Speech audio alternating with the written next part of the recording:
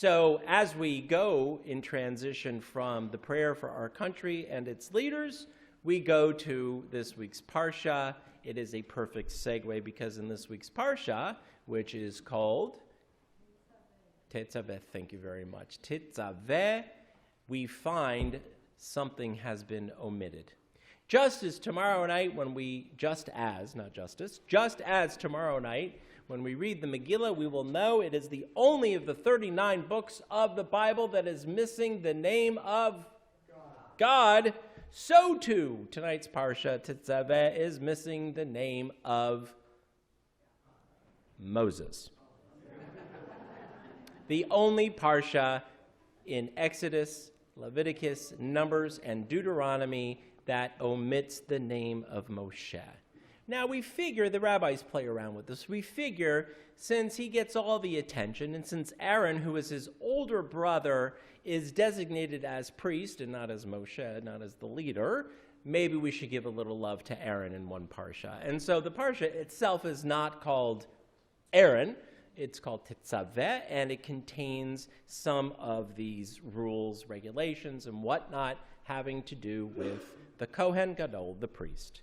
It says in this week's Parsha, you shall bring forward your brother Aaron, you, inferring Moses, but not using the word Moses, shall bring forward your brother Aaron with his sons from among the Israelites to serve me as priests. Aaron, Nadav, Avihu, Eleazar, and Itamar, the sons of Aaron. And so Aaron gets some love in this week's Parsha. The, again, older brother who is relegated to leadership that is not, as we would say, Moses-like leadership. He becomes the priest. And there's a very good question, if you will, a question about division of labor and division of power that we still, to this day, to this very week, can see very active and alive in our country. A wonderful week to watch democracy in all of its interesting, how would you say, nuances. I loved it, by the way, just as a PS. I loved it with, I really did actually love is a strong word. I really enjoyed watching Paul Ryan literally roll up his sleeves and do a PowerPoint presentation. I don't think I've seen that on public television, on network television in a long time, like a real, the leader of the House of Representatives, third in line to the president, rolling up his sleeves. I mean, the optics of it were really cool. Only to then, of course, as we saw, get slammed and supported and back and forth in-house, in the party, out of in the... It's great to see democracy working. And it's great to see as an illustration of what happens when people have power. The fight for power, the fight for relevance, the fight for who speaks first and who speaks last is alive and well even to today as it was in the Torah. But there is one thing that this Parsha teaches us. You need to divide leadership. To divide leadership, whether it's in a democracy like we have, or in the Bible and Torah, is something that must be in place. No one person in Judaism has ever been or will ever be deified. That is to say, given the power of God. In Jewish tradition, there are three paradigmatic leaders, three roles of a leader, three characters in the Bible. There is the teacher, judge, rabbi. That is one role. That is Moses. Moses is Moshe Rabbeinu. Moses, our teacher. Moses adjudicates. Moses teaches. When it says, Vayidaber Adonai Moshe Lemor, when God spoke to Moses saying, when Moses says, he is teaching. He is our paradigm of the rabbi as exemplar, as teacher, and as judge. Then there is, in the second branch of government, if you will, the second branch of biblical power sharing, the priest. That's what this parsha begins, is this process of the Trumot, which were received last week. I'm sure Rabbi Keller spoke about Trumah and the gifts that were received and brought to Moses so that Aaron and his sons could become the priests. And the third, of course, is not in the Torah itself. Much later on after the Torah, probably a couple hundred years after the end of the Exodus, is the king. Saul, David, Solomon, and so on. And that was also by birth order. One of the questions the rabbis have to figure out, though, is what I said in the beginning. Something that, whether we're watching TV and we see power sharing in our country or in other countries, the rabbis want to know why certain people are placed in certain positions of power and authority. And so they ask, why wasn't Moses selected to become the Kohen? After all, he wasn't very comfortable with public speaking. And why not make Aaron into the rabbi, teacher, judge role? Why were these flipped? It would seem reasonable to the rabbis that the older brother, Aaron, would become the spokesperson for God, and the younger brother, Moses, who was clearly very spiritual, if you will, for the lack of a better word, but younger and not so comfortable speaking, would be the priest, the one who does more inward work. One answer from the rabbis say, in fact, Moses' name, as we know, isn't mentioned in this parsha. One of the things that the rabbis do teach about that is this is the first time that we find the antidote, if you will, the counter story to all of the sibling rivaling stories in, this is just a sidebar, in Genesis. Cain and Abel and Isaac and Ishmael and Jacob and Esau and Joseph and his brothers. While there's reconciliation between most of these relationships, of course, except Cain and Abel, the rabbis say this story is the antithesis of that. These brothers had no rivalry. They were nothing if proud of each other and first in line to hoist up the merit of each other. In other words, Moses loved the fact that Aaron and supported the fact that Aaron was the priest. Aaron loved and supported the fact that Moses was the rabbi and judge. But one answer to that question about why not flip roles from the Hasidic commentaries goes something like this, very basically. Even though Moses was greater than Aaron, the priesthood was given to Aaron. That is to say that the rabbis, who obviously support Moshe Rabbeinu, Moses, their paradigmatic teacher, thought even though Moses was greater than Aaron, that the priesthood was given to Aaron. Moses, they teach, was the great rabbi and had to remain attached to the people. And there's something beautiful in that. The priest is going to be separate from the people. The priest is the only one who can go into the tabernacle, Holy of Holies, the only one that can communicate directly with God.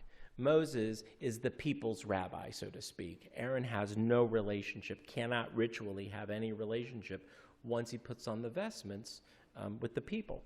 Moses' role was to turn the gift of Torah through his teachings and instructions to the generations which followed him and not to his own sons. There is no genealogical connection, as there is for Aaron. My last name is Khan, which comes from the Russian Kagan, which means originally Kohen or priest. It's built into my name according to Jewish tradition. I don't know if you can guarantee 2,000 plus years of genealogy, but I like telling people, my father likes telling people that we are Kohanim, that we are from the priests. Keller is not.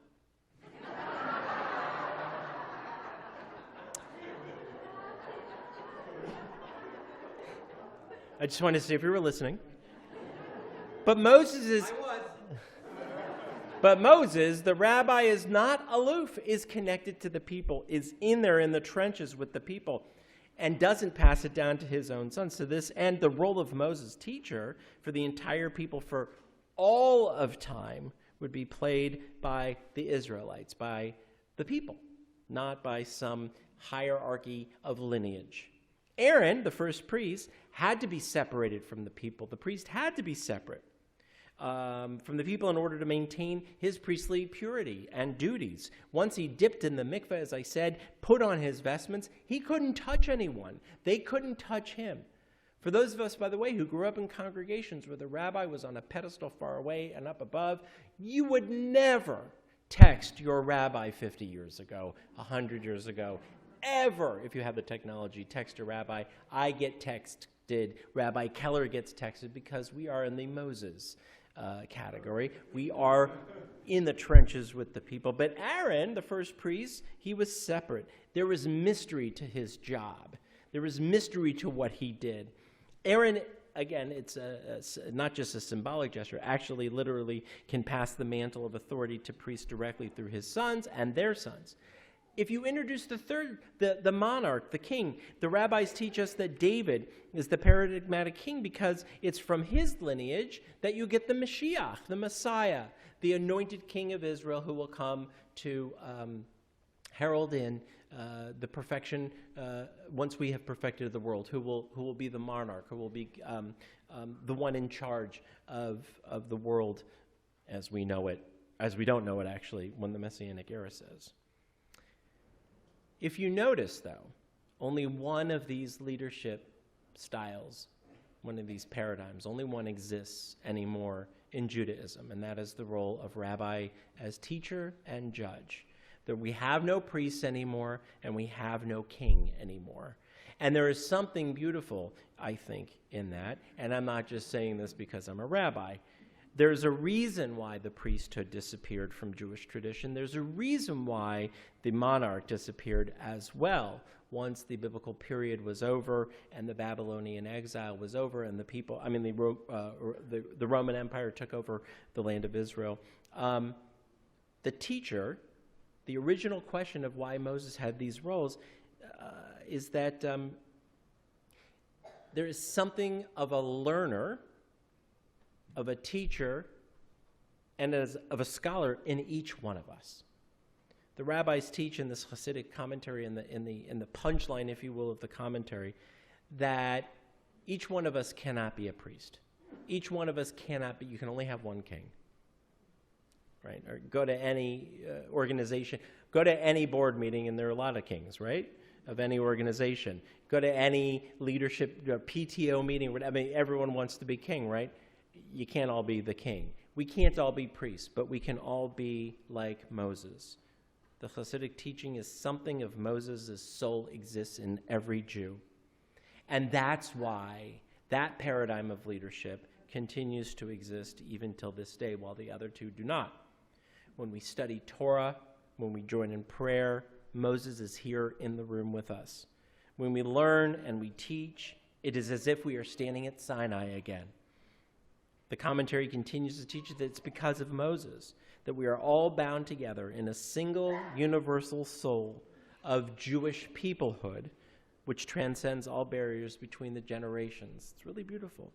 And Moses thus remains Rabbeinu, Moshe Rabbeinu, Moses our rabbi, our teacher, forever. Aaron's legacy, David's legacies, the paradigm of the king, the paradigm of the priest, if you will, these legacies were just temporary. They weren't permanent, but Moses' influence is continual and forever. The Torah lives and breathes through Moses and through us.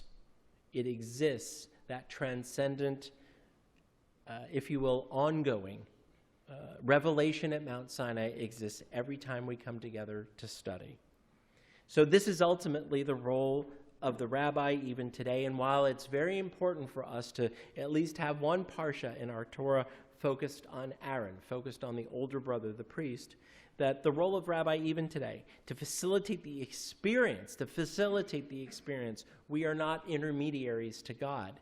We're sort of off the hook, if you will, forever, since there is no priesthood, to pray to God for you. But we can create those moments with you and for you and facilitate them. A rabbi at a wedding isn't called the officiant. That's English. That's the Protestant way. We are called Mesader Kiddushin, the arranger of the sanctified moment, the arranger of the wedding. We are not really referred to in Hebrew. There is no word for officiant. A rabbi's job is to pass along the teaching of Moses and the tradition to the next generation so that they will do the same.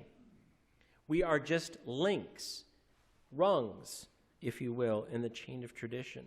We're not intermediaries, as I said, but we are actually intermediaries between all the rabbis who came before us back to Moses, since Moses, and all of the rabbis in the future as well. It is a humbling thing to be a rabbi, a teacher, a judge of Jewish tradition. but in a beautiful thing, a transcendent thing to know, we're not the first, and we're not going to be the last. Like there was there was a time when the kingdom ended, and a time when the priesthood ended. We know that there will never be a time, ever, where rabbis teaching Judaism, going back from Moses and into the future, will end. So let us all through this Shabbat find the Moses in us, find the Moses in ourselves. Find that and know that it's not about who's the smartest Jew, who's the greatest Jew, who's the oldest, who's the younger, who's got what name, but it's about finding the Moses within ourselves. To learn and to teach is a beautiful thing, but to know that you're not the first one that has to do it and will do it, and not the last one, that these conversations will go on forever, that is really experiencing what it means to be connected to God through the Jewish people. Shabbat Shalom.